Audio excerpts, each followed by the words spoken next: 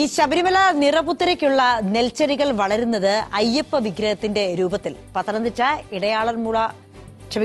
ഇടയാറന്മുള ചെറുപുഴക്കാട്ട് ദേവീക്ഷേത്രത്തിലെ പാടത്താണ് ഉത്തമൻ എന്ന കർഷകൻ പലതരം നെൽവിത്തുകൾ വിതച്ച് അയ്യപ്പ വിഗ്രഹ രൂപം വളർത്തിയെടുത്തത്.